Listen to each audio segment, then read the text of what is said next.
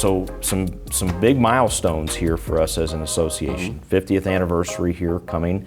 For people that don't know how this has worked for IPA, a group of 3 principals associations at that time, elementary, middle, junior high, and then secondary, came together and in the fall of 1971, I think on the campus of U of I believe, if I have heard correctly, that they made the decision to bring those together to be one umbrella association. And again, if memory serves me correct, if the history has been shared with me correctly, we were one of the first states to bring multiple principals associations into one, which is we've seen about 60+% of the states now across the country have chosen to do that. And I would say that's been a big benefit for us to have that capacity, and we just couldn't do the things that we can without that. The other force, Marcus, is you're the first black president of the association.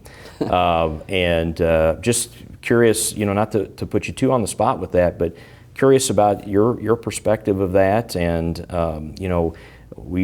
diversity and equity work here in the association has been really important to us now for the last few years.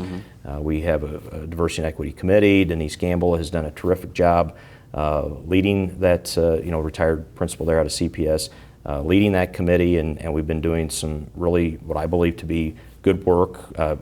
By far have a lot further to go with that group, and many things now for us to do that we can build off of, which is wonderful and exciting.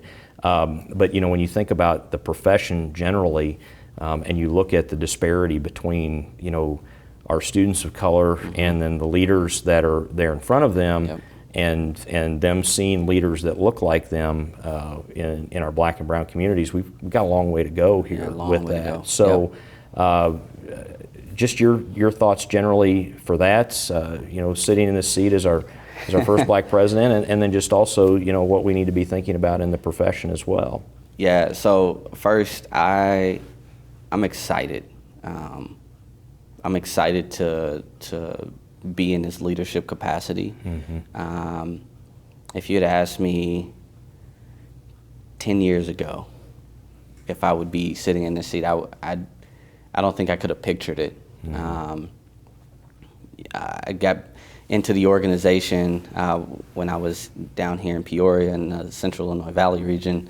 Don Hanson connected with me and kind of stayed with me along the way. Mandy Ellis was like, "Hey, Marcus, you need to start coming to some meetings." I started coming to some meetings, started getting involved, and finding that the network was there was amazing.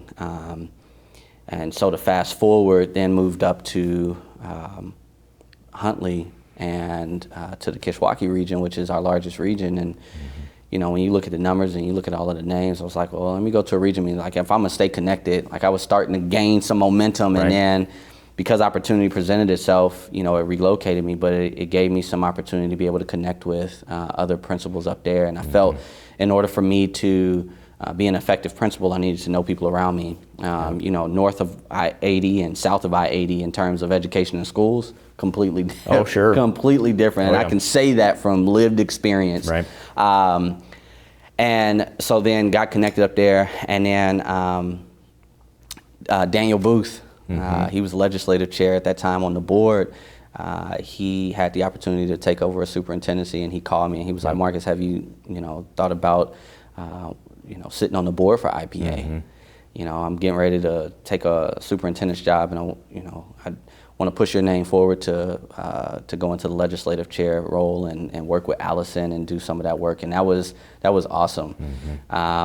And so I was super appreciative. I remember calling him I don't know what to do. When I get to this board meeting, do I vote? Do I do this? Tell me more. And then I had the opportunity to go spend time in Washington at the NASSP Advocacy Conference, which opened my eyes to a whole lot. Just being able to advocate for education, advocate for what was happening in Illinois with our lawmakers. And then fall conference of 2018 comes, and I'm sitting. We were sitting in Peoria. We were sitting in the ballroom, and I was on the far corner up by the screen, and I remember Denise Gamble. This was when Diversity and Equity Chair came on to the plate, and we were talking about it as a full board. It was about 50 people in the room, and Denise just kind of talked about her thoughts and her desires as Diversity and Equity Chair of the association, and she said that she had a conversation. She told the story there that she had a conversation with other Black principals who were in the city, because she was retired from CPS, and they had said that they're not a part of the organization because they feel it is an organization for the white man. Yeah, right. And when she said that, I looked down the table. I'm like, what do you, I get representation, I see it, but I'm like, in my head, I'm thinking of look at all the networking and look at all of the opportunities. Man, I've been able to go to Washington, this conference that we're in, it's fun. School leaders getting together to connect, to just talk. And Illinois is leading, IPA is leading in so many areas. NASSP is just work and connection. I know we'll talk a little bit about that, but why not be a part of something where you can grow and better yourself? And so at that point, I was just like, you know what? I'm gonna hop on that band. Let's go. Yeah. Right? We got to change that perspective. And that was when, Frank Conry and Don Hanson and they were all like, yeah, your opportunity is coming at some point. And I just felt like, what time is better than now? Right. So I put my name in the hat to run for president. And here I sit. That's right. Here I sit. Yep, and we're excited to have you here. Yeah. So as you think now, as we're heading into our 50th anniversary celebration and all of that, Marcus, you've had an opportunity to see IPA at many different levels, at the region level, sitting on the board in a few different capacities. Obviously, you have various thoughts about what's going on in the profession. The association's theme for this year is Legacy of Leaders. Great choice, by the way. I appreciate you coming up with that, because I can't think of anything more fitting as we celebrate the accomplishments of the past, but look forward to building on that legacy for the future. So, when you think about your moment as serving as president here for this next year, what's going to be important for this organization moving forward? Yeah. I think continuing to just, to do great work. We got a lot of irons in the fire. But when we look back on the 50 years, we even look back in the last 5-10 years, especially since I've been able to see it firsthand, being in an organization, sitting on the board level, being in a region. Regions now have diversity and equity chairs. Regions where there's some regions that Black administrators are non-existent. That's right. Yet they still have a diversity and equity chair that are like, hey, we just want to be ingrained in the work, be connected, and they're linking with other regions, when they do PD and so forth, just so that they can hear stories. And while Zoom has been a detriment to some people. It's a pariah in some ways. No, I know. Here we go. I don't want to do another Zoom, which is why I'm here today. That's right. Yes, I'm grateful for that. But people have been able to connect, and that's been a great tool for us and us as an organization, because we don't have to travel around the state to hear stories and to grow our understanding of what we're doing and the work that we're doing in the organization. And you were even invited to give a joint presentation, or Two Rivers and Corn Belt regions, I believe, here. So without that technology, that would have been difficult. It would have been real especially difficult. to pull two regions together, and you having to come from Huntley, and a pandemic. I would have to block out an entire day of okay, I got to finish this, I got to leave at this time, figure out what to do with my family, and now it's cool. I hopped on for an hour just right in my office, went from one meeting straight into the next, and it was awesome. But it was awesome to be able to engage in conversation and hear some of the challenges that people have across the state. But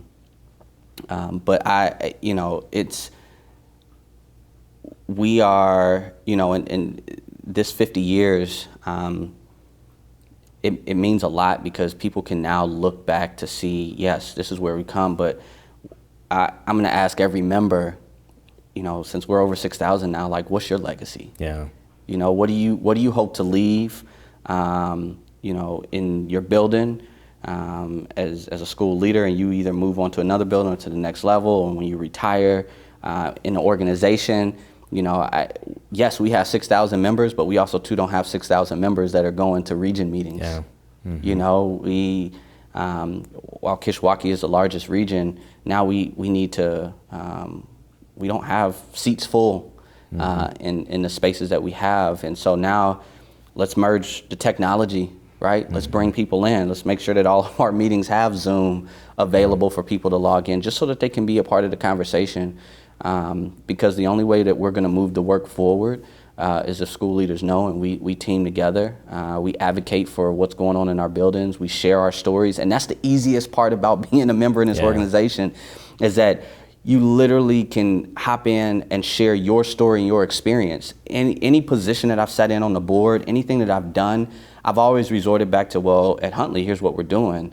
Or when I was at Dunlap, here's what we're doing. And when we went to Washington to advocate, for what's going on in Illinois, those staffers already know the federal stuff. They know the laws, they know the bills and all the stuff that are coming forward. There's people who do that. They go out, they write those bills. That's what they're responsible for. What our responsibility is as an organization is to be able to bring the stories and the anecdotal data and information to the table to say, you know what, here in Illinois, here's where my struggle is, right? Mm-hmm. Those staffers who are sitting there, those congressmen and women who are sitting there listening to us want to know, how does this affect the people on the ground? Mm-hmm. And when we don't have enough voices at the table, then to them, it seems like, well, it's a non-issue. Like, nobody wants to speak about it, so maybe it's not really as big of a deal. But when they hear our voices united, when they see IPA coming through the door and sitting at the table to have conversations and help make decisions, it's valued. I mean, Jason, you, as executive director, I mean, you have you set the tone, one, for the organization, but you're at the table with Ron at NASSP and with Dr. Ayala at ISBE. Like, they call you and they're like, hey, what do we need to do? How can we help? How can we partner? And we're there. We're there when the call is needed. So, that's what I'm excited about for this organization. I think our legacy can be left across all 50 states because we've teamed up with other principal associations and Scott Seaman over in Washington, and like they're looking at us. We're carrying a beacon. We're carrying the light, and we want people to continue to follow it. So I'm just helping to bolster that work, and also too, from the diversity side, I just want to share the message that this organization, I'm not going to be a part of something where I don't see myself and can be reflected in the work that we're doing. And I'm going to bring my lived and shared experiences to the table, help push some people's thinking and challenge people, but also to just be a part of the great work. So Marcus, as we do with any year, obviously, we have our annual conference, but probably be a little more special this year because it's our 50th anniversary. So we might have, that's right, I might have a few surprises built in with that, but excited about that. Do you want to just share any thoughts for everyone on what they can look forward to? Yeah, well, I mean, this will be, when we started thinking about this, what was it, really this time last year, we were just having conversations like, okay, we're finishing up the planning of one conference, and you just kind of roll right into the next one, and here's kind of the timeline. And for me, I'm thinking like, I've never planned a conference, right? Not for an organization of 6,000 people. Like, what if all 6,000 come? You know what I mean? Like, well, like that. We'd like to have we that would problem, love right? that. That would be awesome. But you never know. Looking at the timeline, was like, okay, cool, it's going to be in Peoria. I'm from Peoria, so like planning shouldn't be that hard, right? Just thinking of the theme and kind of what we wanted it to look like, and that brainstorming was probably the most challenging part of it. I think the other big piece was trying to figure out what can we do. A lot of the timeline that we've done has all been, well, because we could still be in a pandemic, or we might be out. Like, we got a plan for almost, in a sense, two different things. And so I'm excited because this will be the first time I think that people in an education setting are able to like really get together. There's conferences that are starting up. We'll do our leadership conference here to start the year off with the board, but this will be a big celebration. Celebration of really looking at history, and we got some heavy hitters coming in. That's right. Gary Brooks, Luis Cruz are going to be there as our keynoters. Dr. Ayala will be on hand as well, which is exciting. But that's going to be, yes, and we got maybe a few interesting things with Gary Brooks in particular that we may have as well. Just depends on what we can get done. But excited because we obviously appreciate Gary and his videos and his car and all of that stuff. So that's always fun. and that, when we were able to lock that one in, I mean, he is a funny guy. And bringing people together to just one, be in presence of others, but just to have fun. You go to a lot of conferences and you go and you sit and you listen to small groups and keynotes, and we got some awesome small groups, some small group sessions that are coming, and some great presenters. So we're just excited about it. I want people to engage in that experience. Well, and a couple other things to note for this year.